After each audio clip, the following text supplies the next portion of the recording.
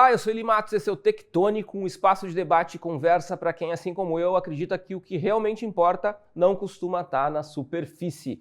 Seguindo com o apoio acadêmico da Escola de Negócios da PUC, da Escola de Comunicação, Artes e Design, a FAMECOS aqui da PUC, ProHub e TecnoPUC.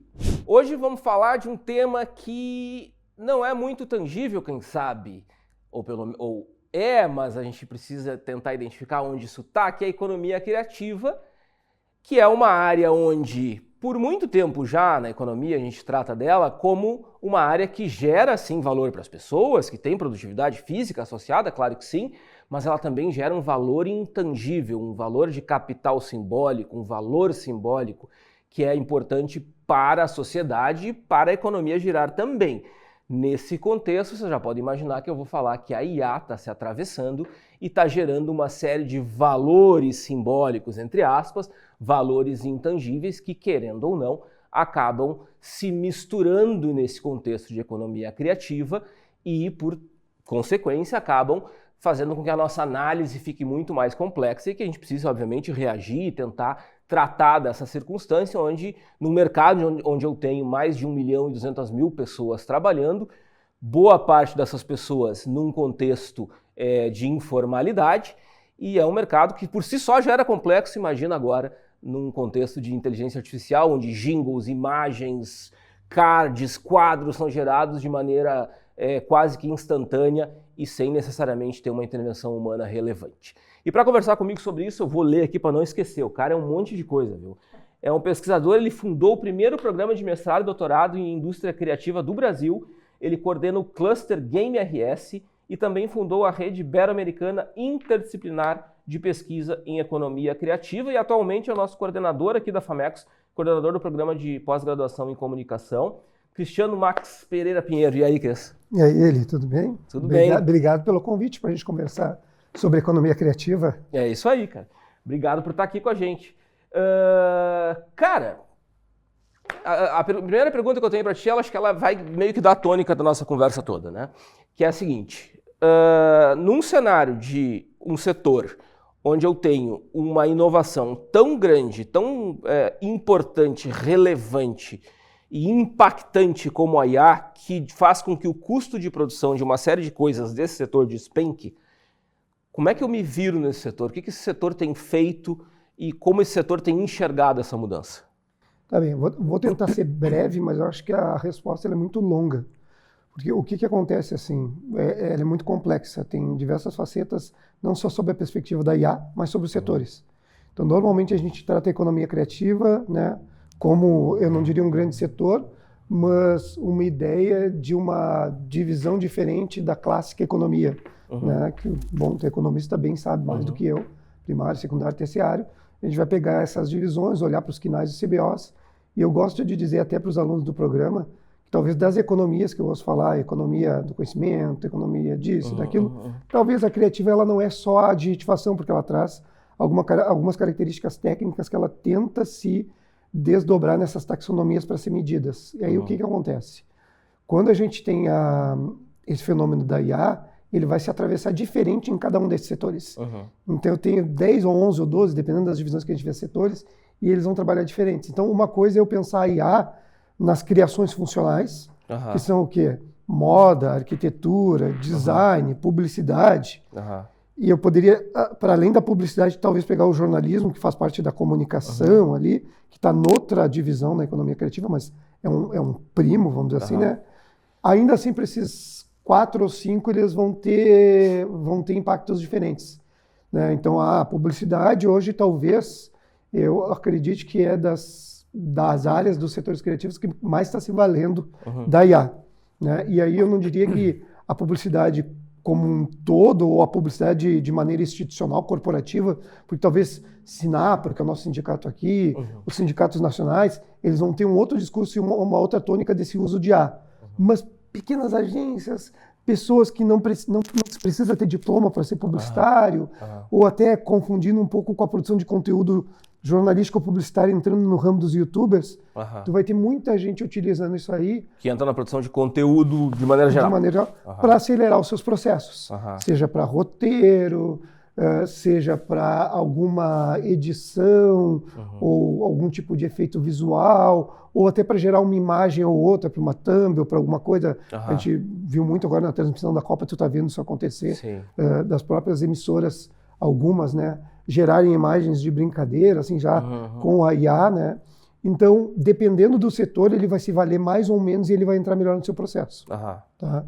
Onde é que a gente vai ter, por exemplo, indo de uma ponta a outra para a gente poder ter uma quebra muito grande, uma ruptura muito grande dessa ideia?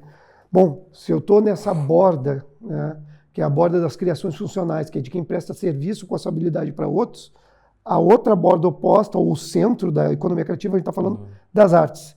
Então, as artes, elas não são uma prestação de serviço, entre aspas, mas elas são, na verdade, a expressão autoral de alguém. É uma pessoa, um artista querendo dizer alguma coisa. Essas artes, elas têm muitas tradições na maneira de fazer, o fazer é ancestral, as técnicas, algumas delas até centenárias, algumas mais novas, é óbvio que a gente já teve outros ciclos de revolução tecnológica que afetam as artes, na entrada do computador, impressora, monitores, projeção, isso tudo vai afetar de alguma maneira a economia criativa. Mas dentro desse ciclo da cultura, da produção de arte, ali tu vai ter uma maior resistência ainda que as criações funcionais. E a maneira que aquilo entra dentro do fazer do dia a dia do artista vai ser ainda mais discutido. Quer dizer, não vai ter como um pintor usar a IA para pintar por ele. Para pintar um mural. Não vai ter como. Talvez ele use para gerar uma série de alternativas, de ideias, de esquetes, de rascunhos, em que ele possa enxergar alguma coisa antes.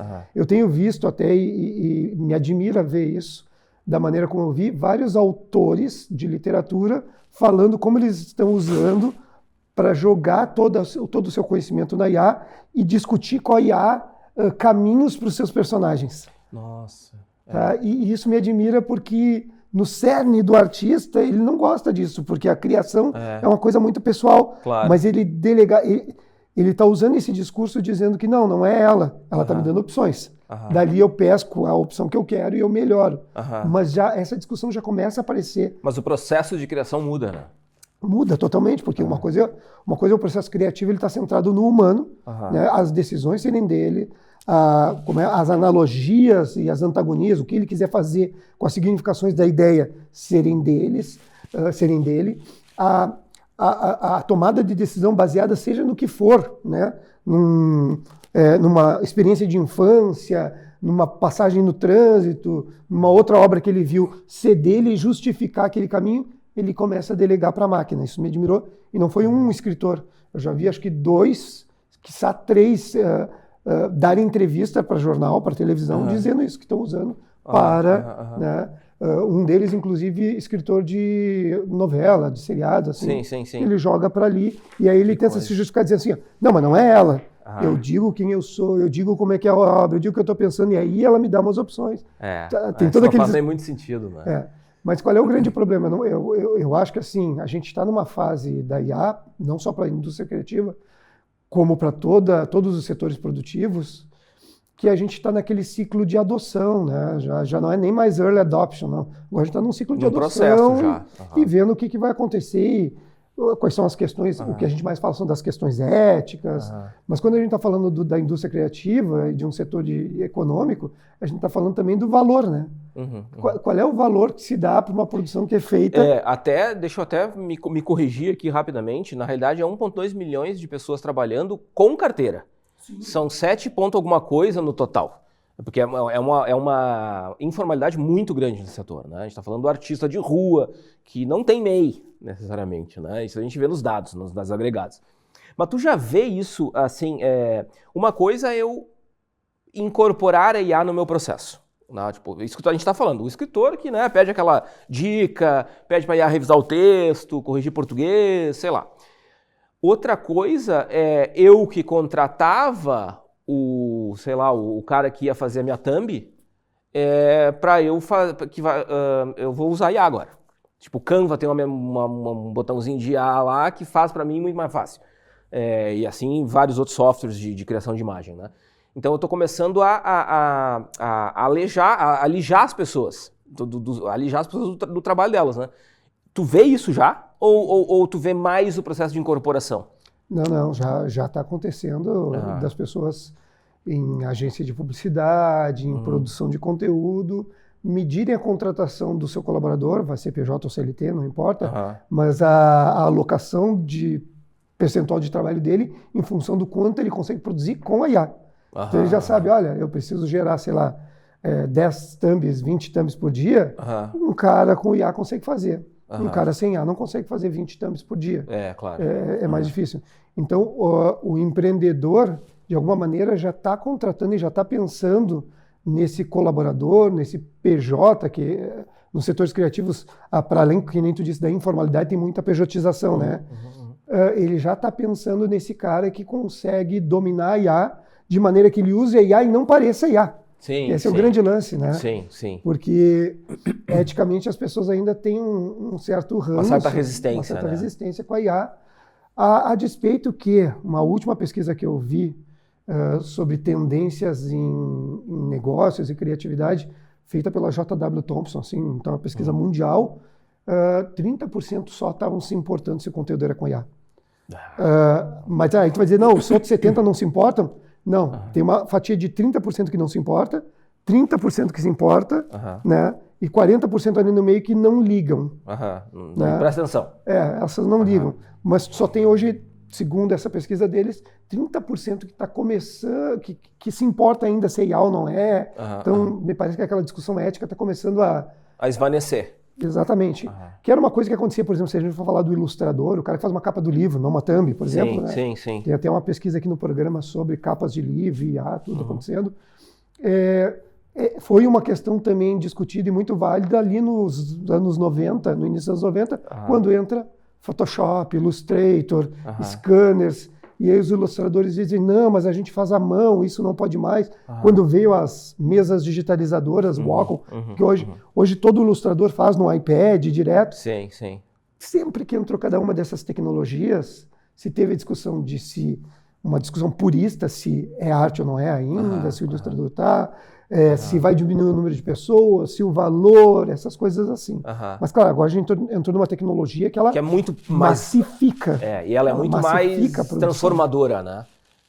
Porque, por exemplo, tu trocar o desenho, eu gosto muito de quadrinho, né? Então, tu trocar aquele processo do desenho na matriz e tal, pela mesa digital, é uma coisa. Ainda é o cara desenhando, né? Só que ele vai ganhar um tempo. Ele vai ganhar um tempo. Mas tu não tem esse impacto, por exemplo, de dinâmica do setor. Quem sabe um pedacinho do setor ali tu puxou fora. O cara que pegava a matriz, transformava, de repente esse cara tu pulou. Mas o setor ainda está lá, o ilustrador ainda está lá, o chargista ainda está lá. Agora não, né? Agora a gente tem uma mudança na essência da atividade, que é na geração do valor. Quando o cara gera a charge, tanto é que uma das coisas que eu mais vi nos últimos tempos foi professor, economista, colegas assim, fazendo chargezinha para ilustrar um conceito. Quer dizer, coisa inimaginável há 2 anos atrás. Né? Exatamente. É que essa tecnologia, diferente das outras, ela vai massificar a produção. Sim. E aí entra nas questões mais clássicas de, quer dizer, qual é o custo, quanto tempo leva para fazer, se vende ou não vende, quer dizer, como é que tu embala isso em formato de produto, né? Então as pessoas elas já estão perdendo, vamos dizer assim, o ranço com relação a se é IA ou não é. Sim. A gente já vê, por exemplo, esses dias o pessoal foi no Rio 2C, que é uma feira de conteúdo, a maior feira de conteúdo de economia criativa aqui do Brasil, que é no Rio de Janeiro, e o pessoal já estava dando dados de 11 bilhões de dólares do mercado mundial daquelas novelinhas verticais. Verticais. E que estão sendo feitas com IA pra caramba, assim. Sim. E assim... É uma novela. É uma novela e o público já está aceitando aquela IA. Então, claro. A discussão aqui não é se eles vão ou não vão aceitar, se é ético ou não é ético, a não ser que a gente tenha uma legislação meio que modo de Deus, assim, God mode, né? Que nos bote de volta no lugar. Não tem, ela já tomou conta, né? Então vão ter setores, e aí que nem voltando àquele início, vão ter setores que vão trabalhar melhor, né? Vão adotar de uma maneira mais tranquila esse processo, e outros setores eles vão se manter valorando a partir do processo artesanal. E a gente vê isso, né? Às vezes uma coisa feita à mão, ela tem um preço maior, ela tem outro público, outro nicho. Sim. E aquela coisa que ela era manufaturada, ela é feita para outros, ela vai ter um valor menor. Então, a mesma coisa vai acontecer com a IA. Então, o que é feito por IA vai ter outro É que a valor. gente vai ter que ver, de repente, como esse negócio vai acomodar, né? Porque eu vou acabar tirando do mercado da manualidade, digamos assim, um conjunto de pessoas grande, e essas pessoas elas vão ter que se alocar de alguma maneira. Por exemplo, possivelmente eu não tenha mercado para todas essas pessoas sendo artistas de nicho. Não. Porque eu não vou ter público para tudo isso. Né? É como tu disse, as pessoas já não estão mais tão ligadas nesse negócio. Mas hoje, se tu olhar, não falando da IA, mas falando do próprio mercado da economia criativa, esse já é o problema do núcleo cultural. Quer dizer, hoje com o núcleo cultural, e tu pega em qualquer cidade brasileira, assim, eu tenho trabalhado com vários municípios, o núcleo de produção artística, ele não tem mercado de venda. Ele vai se constituir dos editais públicos, do fomento.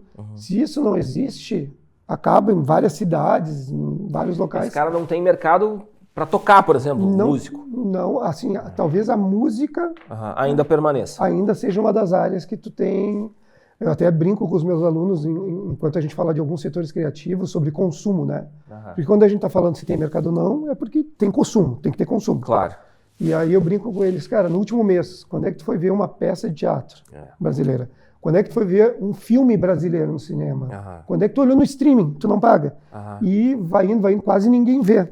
Música é diferente. Sim. Música brasileira é onde a gente tem maior consumo, a gente consome. Então talvez esse é um mercado que alguns se mantenham. Mas assim, se tu vai na raiz dos artistas, se a gente tirar o fomento da cultura em Porto Alegre, acaba a cultura em Porto Alegre. Acaba porque eles não têm consumo. É que as pessoas, por exemplo, se tu pensar teatro na capital, né? A primeira coisa que vem na cabeça do grande público é a peça lá no teatro grande e tal, de referência, com um ator de referência, mas o teatro ele tá espalhado em várias arenas pequenininhas, nos lugares pequenos. Monólogos. Exatamente, ele tem uma capilaridade muito grande e essa sim, me parece, eu tenho essa impressão também, ela é muito menos procurada hoje. Sim, e o que me disseram sobre teatro em específico, eu estudo. Tenho estudos sobre vários setores e às vezes conhecidos em vários setores, mas, por exemplo, hoje o teatro ele só consegue ter um break-even, não se vale a pena, durante momentos de festivais. Porto Verão Alegre da vida. Isso aí. Então, quando ali, tu tem uma massificação da mídia, da divulgação, e isso dá um ganho de consumo. E aí tá o Estado. E aí tá o Estado que está ajudando a fazer isso. E bota dinheiro também junto e vai ali. Fora aqueles momentos de festivais, é muito pouco consumo. O consumo é muito baixo. Né? Então, assim, independente da IA ou não, né, as áreas das artes elas já estão numa discussão de como é que elas conseguem fazer uma diversificação de entrada de recursos, uma sustentabilidade financeira, porque elas realmente estão bem afetadas. Só que eu acho que as áreas das artes, frente à IA, são as que vão ter, que eu te disse, essa adoção mais retraída, mais diferente das criações funcionais. Aí a gente estava discutindo aqui o problema de ilustração. Ilustração serve a um ou a outro. Tu pode ser um artista que pinta quadro e tu faz ilustração para viver para quadrinhos. Sim. Então, eu tenho amigos meus que são ilustradores de Marvel ou de DC, mas que também fazem arte. Então, cara, eu estava ouvindo esses dias eu peguei um trechinho de uma entrevista do Mutarelli, dos quadrinhos. Ele estava apavorado, assim, falou, cara, é bem isso, assim, tem coisas que eu faço para fora, que é o meu fluxo de renda, que desvanece, né, tipo, que começa a ter mais dificuldade, né, porque o trabalho, se pegar o trabalho artístico de um cara como o Mutarelli, Lourenço Mutarelli, é nichado, é um quadrinho super nichado, assim, é coisa de geek, assim, o cara que conhece, que gosta, não é uma arte, assim, que tu vende aeroporto, não é uma arte muito específica. Nada contra, mas assim, são coisas diferentes, né? Então é um nicho diferente. Né? E me parece que aí eu tendo a pensar um pouco e nem tu, assim, vem ao meu encontro essa tua evidência, assim. Eu tenho movimentos de ataque é uma palavra meio forte porque não é uma coisa negativa, né? Mas de impacto da IA diferentemente nas diversas artes. Ela, por exemplo, a música, por exemplo, mas tem música feita em IA. Mas assim, música eletrônica já tem faz muito tempo, pode não ser IA, mas é sintetizador, é feita já por ferramentas informáticas já há muito tempo, não é uma grande novidade, né? Agora, ninguém faz uma sanfona por IA decente, né? Continua sendo um sanfoneiro, o forró continua sendo com triângulo, com zabumba, com sanfona. Então me parece que tem essa penetração é muito diferente, né? Mas tu nota que esses setores mais afetados, eles estão diminuindo, ou tu acha que, como tu disse, algumas no braço mais das artes, os que já estão diminuindo vai ser tipo uma pá de cal? Eles estão diminuindo, tá? Todos os setores da economia criativa. Já há mais tempo. Há mais tempo, não é pela IA, né? Eles vêm, a não ser por um ou outro, como a publicidade, e se tu incluir dentro da economia criativa, que alguns conceitos incluem a informática, são os dois que sobem. É assim, publicidade, informática, arquitetura e design. Até moda, por exemplo, a gente estava analisando os dados de moda semana passada no estado, eles vêm reduzindo. Se não é pelas grandes cadeias de moda, assim, ou né, essas lojas, mega lojas, o que é moda artesanal, outros tipos de moda, as empresas vêm movendo. O que entra nessa tua análise de moda? Assim, a gente está falando de pequenos ateliês, coisas sob medida? De tudo o que é KNAI de moda. De têxtil, vestuário, indumentário, loja, comércio e tudo. Então, se tu pegar, ele divide o estudo, dividia lá em 4 dimensões que eu não vou lembrar agora. Um é o comércio e as outras 3 vai entrar calçados, têxteis e acho que malharia, alguma coisa assim. Umas diferenças. Mesmo o comércio vem numa decrescente menor, assim, uma tendência menor. Ele vem reduzindo em Porto Alegre, por exemplo. Tu vê só. Mas os outros 3, que é a produção, eles vêm reduzindo bastante. Isso com todos os setores de economia criativa. E não é um movimento só nosso. É um movimento que ele vai ter concentração sempre nos grandes capitais. Vai ser aquela coisa meio que eles são a órbita que vai, né, puxar para dentro deles. Então, assim, mesmo nos Estados Unidos da vida, bom, então vai orbitar na Califórnia, em Los Angeles, Nova York, vai ter 2, 3 cidades. As outras é quase que polos de atração, como a gente chama de cidades criativas, né? Essas cidades vão atrair mais outros. Centralizam. E isso não é IA, isso é de maneira geral. Tá? A IA vai, na verdade, acelerar um processo em vários setores de maneira diferente, como tu disse. Né? Na publicidade, na publicidade, no design, em algumas áreas assim, na produção de conteúdo é muito evidente a entrada dela. Nas artes que a gente está falando, não é que seja uma pá de cal, eles estão em briga, eles estão em constante briga. Sim. Né? Hoje, por exemplo, o que eu tenho discutido com o pessoal nas últimas semanas, frente aos convênios e projetos de pesquisa que eu faço com os municípios, e vem aparecendo muito na fala dos artistas, que a gente disse, não é o uso da IA para ajudar ele a fazer a arte dele. É para ajudar a fazer o projeto dele. Sim. Ele se beneficiar como profissional. Ele coloca na burocracia dele. Então ajuda ele a escrever o projeto, ajuda ele a ter ideias de divulgação, ajuda ele. Eles estão ali. Então tem entrada muito positiva. Para eles, de alguma maneira, sim. Certo. Só que o que tem acontecido também, aí frente, por exemplo, ao poder público, que faz os editais, que recebe os fomentos. Tu consegue distinguir muito bem quando um projeto está bem escrito, tu sabe, e quando o projeto ele vem e ele está topicalizado, tu sente que ele é IA. Tudo massificado, tá pasteurizado. Assim. Standard, isso aí, padrão. Né? Então, por mais que eles vejam com uma maneira positiva, tu ainda vai ter aquela discussão de, cara, como é que a pessoa usa isso dentro desse setor? Ela realmente tem condições de usar a IA, né? Parece besta dizer isso, quer dizer, mas como assim? A IA é para me ajudar, é óbvio que eu consigo usar. Sim. Mas o Cristiano usando é diferente de um outro usando. Sim. Né? Eu passei 2 meses fazendo uma pesquisa comparando as políticas públicas da região norte do Portugal com o Rio Grande do Sul. Né? E durante essa estada lá em Portugal, eu frequentei aula do programa deles de indústria criativa na Católica do Porto, numa disciplina de IA. Tá? Eu estava na disciplina de IA. E num dos encontros, o professor fez um exercício que os alunos dele eram publicitários, artistas visuais, jornalistas e produtores de conteúdo. Era essa galera. Eram 14 alunos. O exercício era, eu vou dar 12 minutos para vocês e vocês me criam uma campanha de publicidade com a IA. Vocês têm que escolher um produto aqui de Portugal e criar e mostrar essas 3 peças. Eu quero, no mínimo, 3 peças, 12 minutos. Quando ele pediu isso, eu ia ficar como professor tutoriando e disse, posso fazer? Aí ele olhou assim, tá, tu é publicitário. Tá, então tu vai ser o grupo de controle. Tu faz sozinho e juntou lá, acho que eram 4 grupos de 3 pessoas, uns com 4, assim. E aí tá, beleza, vamos apresentar. Primeiro apresenta tu, Cristiano. Tá bem. Quando eu apresentei, eu terminei em menos de 12 minutos. Né? Eu apresentei para eles, eu tinha uma pesquisa de quais produtos eram interessantes na região norte, quais cidades, não sei o quê. Aí, em cima dessas pesquisas, eu pedi para ele decidir algumas coisas, verifiquei o negócio, botei. Rapidinho, eu fui muito rápido e fiz tudo. E eu entreguei 3 peças, uma era um cartaz outdoor, assim, um vídeo para redes sociais, uma instalação artística numa cidade, e eu escolhi o ponto, por causa que era específico, tinha a ver com moda e sustentabilidade. Mandei fazer mock-up, eu tinha 6, 7 peças, um vídeo rodando. Os alunos, isso que já é publicitário formado, jornalista, eles entregaram 3 cartazes tosco. E aí ele começou a usar o meu processo. Ele disse, mas como é que tu fez? Eu pesquisei isso, para mostrar que a maneira como tu utiliza processo, claro, é totalmente diferente. Então, isso também vai bater nas áreas. Quer dizer, tu vai pegar hoje os artistas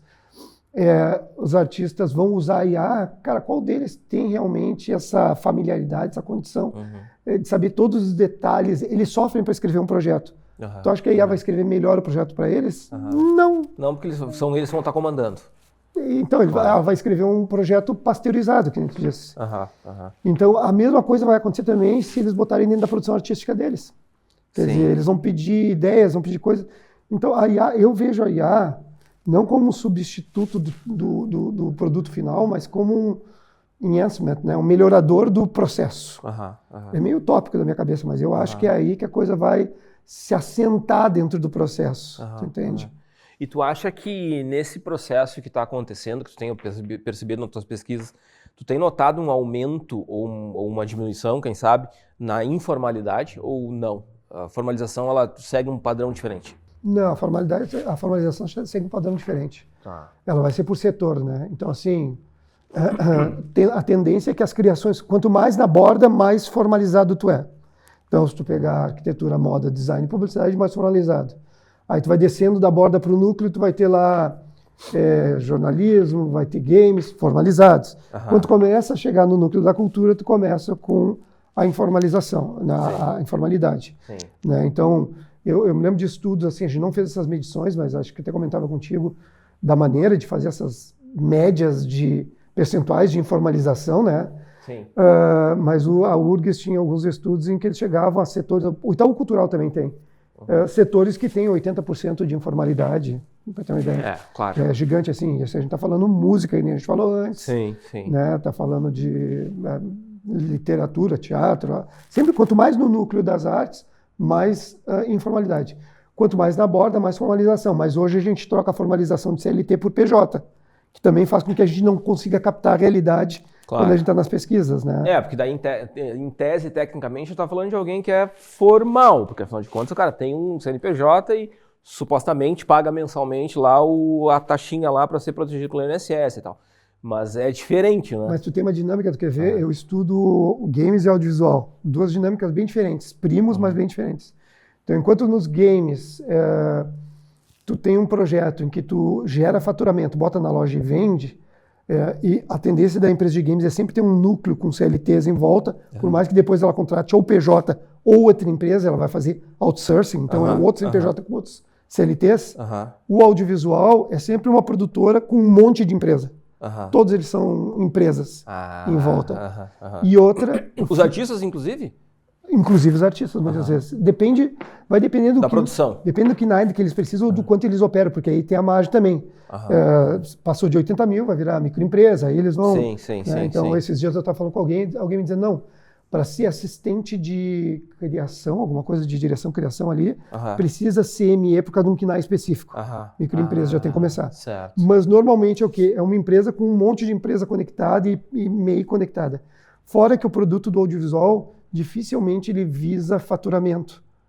Então o que é? Ele pega o fomento público, faz o filme, bota nos festivais, dá uma distribuída e vai para o próximo... Então, edital. Quando eu vou fazer a medição, os games eu consigo medir quanto fatura. A empresa me diz, olha, eu faturei esse ano 3 milhões. Tu pergunta para uma empresa de audiovisual, ela não faturou. Claro. Simplesmente ela operou com o edital. Ela operou com o edital. As pessoas sobrevivem, ganham seu dinheiro porque elas são remuneradas com um pedaço do edital. Exatamente. Então, como é que economicamente eu vou dizer para o Estado, para a política pública, o que está acontecendo aqui, se eu não entender essa natureza deles, né? Sabe? Mas o audiovisual, por exemplo, quando a gente está, vamos dar um passo assim, um passo mais longo assim e bater lá em filmes que vão mais para as cabeças, assim, bom, né? aí tudo bem. A gente está falando de grandes produções, né? Que vão para a bilheteria. Claro que boa parte da produção do audiovisual, suponho que a grandíssima maioria do que é produzido não vai para o cinema. Não, Né? não vai vai. para festival, são vai. curtas, são produções mais independentes. O percentual é muito pequeno. O percentual é muito pequeno, né? Então, nesses casos, a gente está falando de um setor que ele é muito sustentado pelo setor público. Pelo fomento público, exatamente. Mas não é diferente de outros países. Tá. Né? Porque pelo tamanho que os outros países produzem, eles também têm esse percentual. Um percentual que orbita a área comercial e um percentual que não consegue chegar lá, ou às vezes não quer chegar lá. Né? Então ele tá naquela área porque é confortável para ele ficar ali. Mas que nem tu disse, se tu pegar no Brasil, produtores de conteúdo, for para o eixo São Paulo e Rio, tu vai ter aquelas que faturam. Tu vai ter ali, vamos pegar a paleta e brincar, 80-20. Tem 20% das empresas no Brasil que conseguem faturar e 80% estão nessa órbita, nessa dinâmica diferente. Sim. Nos games, todas estão na órbita de faturar. É quase que ao contrário, é muito poucas as que vão estar orbitando na Mas área pela própria dinâmica de operação delas, né? No caso do game, por exemplo, faz muito mais sentido eu fazer alguma coisa que vai ser vendido de alguma maneira. Assinado pelo consumidor, né? Pelo usuário que vai jogar o jogo. É que eu acho que aí a gente opera, que nem tu disse, a gente opera numa lógica. Né? E aí eu acho que não é do setor, é do empreendedor. Então, eu, por exemplo, eu tive desenvolvedor de games. Eu fazia games que eu queria que os outros jogassem. Sim. Se eu quero que tu jogue, tu vai comprar, ou tu vai usar. Se eu fosse fazer filme, eu queria fazer filme que tu assistisse. Independente. Tu entende? Tá? É uma coisa de lógica... Certo. De lógica do empreendedor, eu digo assim. Então tu tem alguns empreendedores que têm essa lógica e é uma das coisas que eu ia te dizer que hoje, quando a gente está falando se a IA entrando nos setores vai botar a pá de cal, vai diminuir, o que vai acontecer, depende do perfil empreendedor da pessoa. Depende de como ela vai botar a IA operando, de como ela vai dizer isso para as pessoas que consomem o produto dela, de uma série de coisas. Mas eu acho que hoje tu já tem setores culturais, setores criativos da economia criativa compreendendo que a IA ela é operacionalmente interessante para as burocracias, é uma coisa que para nós sempre é muito penoso para o criativo, o uso burocrático. E tu já tem pessoas compreendendo aquilo que eu te disse no início, de que precisa existir uma mudança de mentalidade para uma diversificação de entrada de recursos. Eu não posso mais ser o cara do audiovisual que só vive digital, porque senão eu vou morrer, eu preciso inventar alguma outra coisa. Sim. Né? Então tu tem artistas, são poucos os exemplos, não sei muito assim, são exemplos que tu vai contar nos dedos muitas vezes, que começam a formar governanças, coletivos, grupos, operar de maneira comercial e cultural, compreender. Tanto que esse papo da economia criativa e da IA, hoje, cara, é uma das maiores discussões que está acontecendo dentro de todas as secretarias de cultura, das conferências. Ninguém chega a nenhum lugar, está todo mundo batendo papo. Todo mundo ainda sabendo, tentando entender o que está acontecendo. Refletindo, até porque as mudanças são muito rápidas, né? De uma semana para outra, a LLM consegue fazer tal coisa que não fazia antes. É isso que eu tenho discutido assim, em vários episódios que a gente já teve aqui, isso em quase todos aparece. O que está acontecendo é diferente do que foi a Revolução Industrial, é diferente do que foi aquele anos 80 e 90 que tinha lá scanner surgindo, não sei o quê. Hoje o que está acontecendo é muito diferente, porque é muito mais potente e é muito mais rápido. E a gente não está preparado, né? A gente está se preparando enquanto as coisas estão acontecendo, né? A gente vai preparando, vai tentando ajustar. Nos games, por exemplo, eu imagino que o impacto deva estar sendo mais direto, porque a gente está falando aí do processo de desenvolvimento. Não sei se isso procede. Assim, ao que eu tenho visto e conversado com as desenvolvedoras, não procede tanto quanto a gente imagina que é. Então, a gente cria um imaginário que... Sim, o cara bota lá no chat e faz para mim um jogo. Eu vou dizer assim, eu sou um cara que tive desenvolvedora. Cara, não dá para fazer um jogo assim como se diz, né? Tão rapidinho. A boca miúda assim, não. E outra, o que acontece? Para ti fazer um produto que vai para o mercado, que tem testes, que vai entrar em várias plataformas, tu tem que ter muito controle desse produto. Tu entende? Tu leva meses. Então, se tu não tiver controle de cada linha de código, pode incorrer de tu não conseguir subir ele para a plataforma da Nintendo para jogar no Switch. Porque tu tem que ter os controles dessas linhas de código. Ele tem que estar redondinho. Quem está fazendo para mobile, quem está fazendo para console, essas coisas, vai ter um uso ou outro, mas ele vai ter que passar por uma fase de verificação de todas as linhas para ele poder ter controle, senão ele se perde. Vou tentar usar um exemplo besta, mas até hoje, como eu vou dizer assim, a inteligência artificial ela não consegue fazer bem ainda a consistência. Sim, ela sim. faz legal, já está ficando bem melhor, mas não faz.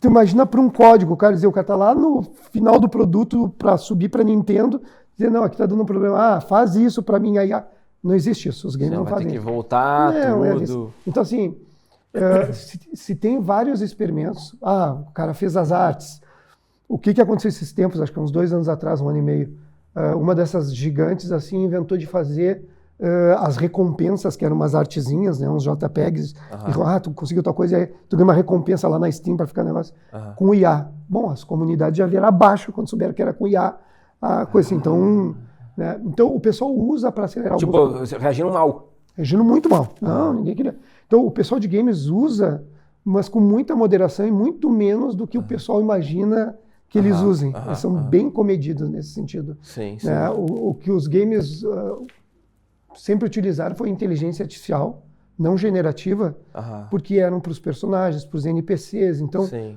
Uma questão de processo mesmo. Assim, ela está sendo introduzida a conta-gotas, vou dizer. Se alguém vem e diz ao contrário, é porque a pessoa não tem uma amostra grande das empresas. Então, tu vai ter uma empresa grande que vai dizer, não, agora a gente está usando IA generativa dentro do jogo para que os personagens tenham diferentes comportamentos.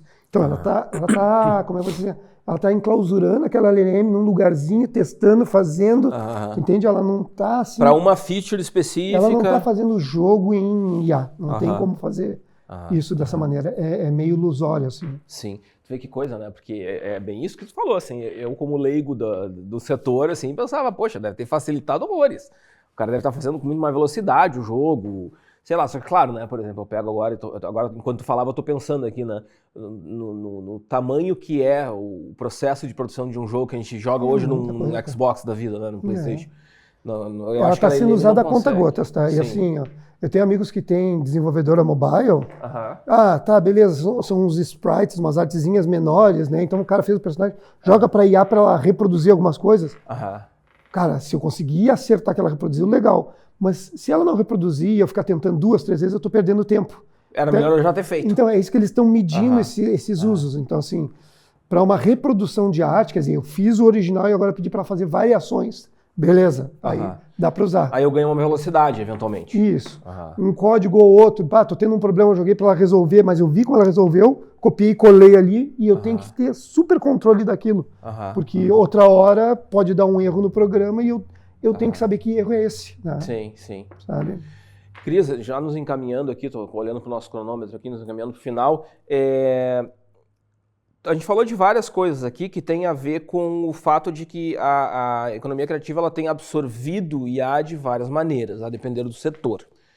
Tu identifica alguma coisa que seja mais ou menos comum a todos, do tipo assim, olha, a IA está vindo e é para o bem, a IA está vindo e é um pepino, a IA está vindo, mas é uma nebulosa ainda, a gente não sabe bem como é que vai ser. Se a gente fosse pensar de uma maneira mais geral, assim, como é que tu enxerga? É uma coisa legal ou do tipo, olha, não tem o que fazer, vamos ter que se adaptar? Sob a minha ótica ou sob a ótica das pessoas que eu orbito nos setores? As duas coisas. As duas coisas. Tá, sob a ótica do que eu vejo das pessoas que eu orbito no setor. Muito eu orbito com empreendedor, né, com dono de empresa. Para eles, está sendo uma coisa positiva à medida que eles conseguem introduzir nos processos e controlar. Que é isso que eu te disse. O controlado, na minha visão, seria dar certo. Né? Porque a gente tem muita essa ilusão de que é só botar e ela vai funcionar. E não é bem assim. A gente sabe que não é. Tu vai vários ciclos. Então, assim, os empreendedores estão meio que empolgados com as possibilidades. Tá? Sob o ponto de vista que nem eu te disse, que daqui a um pouco ele vai estar conseguindo fazer coisas que ele não precisa de mais gente para estar fazendo com ele. Estou falando de empresas pequenas de games, empresas pequenas de audiovisual, né, artistas, alguns assim, que nem eu te disse, às vezes na burocracia do projeto, em alguma coisa assim, eles vão utilizando. Até publicidade e propaganda, que eu disse, também está usando bastante o processo, então o pessoal fica empolgado com esses usos. Sim. Ultimamente, até tenho visto muito na publicidade, o pessoal empolgado muito com as análises que ela pode fazer de dados. Então o pessoal está usando muito para análise de dados. Assim. É realmente fantástico. Falo por conhecimento próprio. Uso também bastante na pesquisa, assim, estou usando. Do meu ponto de vista, eu vou mais para aquela frase que tu falou assim, cara, eu brinco com um personagem do Matrix, que era aqueles agentes da Matrix que diziam pro Neo assim, it's inevitable, é inevitável. Então assim, é inevitável, acabou. Vai ter que se acomodar de algum jeito. Né? Pode ser, por exemplo, no meu dia a dia, fora o que eu use para análise de dados em pesquisa, eu uso direto para tudo que é burocracia que eu preciso. Né? Mas assim, talvez é o Cristiano. Tem outras pessoas que ainda não estão acostumadas. Eu vejo no meu círculo, assim, né? Colegas economistas, professores e tal, tem de tudo. Tem colegas que mal abrem, assim, não uso. Tem colegas que usam muito, eu uso bastante para análise de dados, para processos. Tem me ajudado muito, minha produtividade aumentou consideravelmente, assim. Mas, assim, essa é uma das razões desse programa, inclusive, Cris, assim.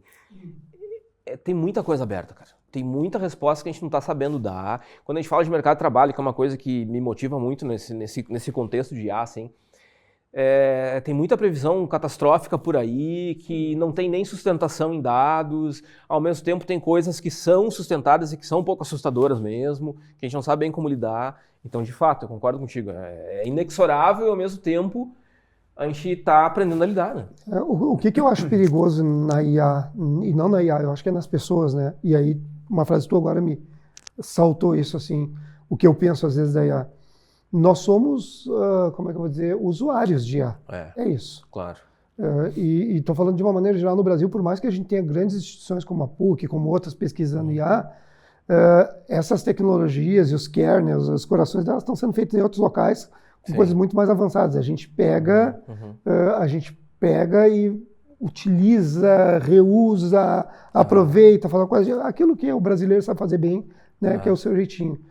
Então, o que me apavora é quando eu vejo muitas empresas sendo montadas e muitas consultorias e muitas pessoas falando sobre IA em palcos, quando na verdade não sabem mais do que eu e tu que usamos o Gemini, o GPT e o Claude com certa assiduidade, certo avanço e assiduidade.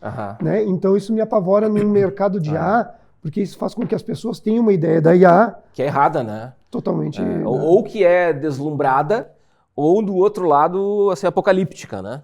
Do tipo, olha, já ouvi coisas tipo assim, olha, daqui 2 anos não vai ter mais professor. Não, cara, não vai, me cobra daqui 2 anos, tá? Exatamente. Vai ter, vai continuar tendo. Não é bem assim, não. Ou seja, mas ainda assim, o papel do professor, pegando esse exemplo, né, tem mudado muito, né? A gente está tendo que se readequar a cada semestre. Assim, eu vejo pelas minhas aulas, contigo deve acontecer a mesma coisa. Isso aqui que eu fazia agora, com esse novo contexto, não faz mais sentido. Tem que ajustar. E assim a gente vai, né? Eu senti isso, que eu te disse, com os editais de cultura, esses convênios de pesquisa que eu tenho. Então, eu tive editais em 24, 25 e agora 26. 24, 25 era outra realidade da IA. Tu vê só, né? E agora em 26, a quantidade, que eu te disse, de projetos feitos em IA, que aí tem outra questão, como é que tu afirma que é feito em IA? Não, tu sente. Tu vê a topicalização, tu sente, tu sabe, mas... sensivelmente tu já não pode ir contrário à pessoa. Mas até porque tu não tem nenhum amparo legal para isso ainda, né? Mas não é só o projeto, aí que eu ia chegar. Então, os projetos chegam, os avaliadores fazem seu processo de avaliação, dão as suas notas, isso é enviado para eles, e aí a IA, no recurso, Puxa vida. O que acontece? O cara pega aquele projeto que ele fez na IA, pega aquele parecer, pega as coisas, joga e te manda um recurso de 7 páginas que parece um advogado. Tu entende? Então, cara, alguma coisa vai ter que ser feita nos processos. Eu estou dando esse exemplo de um edital de cultura, mas isso vale para todas as esferas da sociedade. Quer dizer, as pessoas... Então, é muito mais fácil elas gerarem uma produção de IA recursiva sobre alguma coisa, sobre uma ideia, sobre a tua prova. Pô, professor, acho que a sua prova aqui está te manda. A questão está errada. Entra num processo. Então, isso, tu vê, acho que uma coisa que me admira muito, aí saindo da economia criativa, é como estão as discussões de IA no legislativo ou no judiciário. O uso da IA nos processos. Claro. Porque a quantidade de processo e de recursos que é tudo feito em IA. Nossa, deve ser um negócio assustador. Absurdo, assim. E eles estão querendo usar IA para avaliar isso. Quer dizer, é mais do que a teoria da internet morta, né? Porque o processo é feito por IA, quem avalia é IA, quem gera um recurso é IA. Morreu, a gente morreu. Que coisa, né? Cris, obrigado, cara. Foi muito legal falar contigo, foi sensacional, muito obrigado. Gente, ficamos por aqui então agradecendo o apoio da Escola de Negócios da PUC, da Escola de Comunicação, Artes e Design, FAMECOS também da PUC, Tecnopuc e da ProHub. Obrigado, até mais.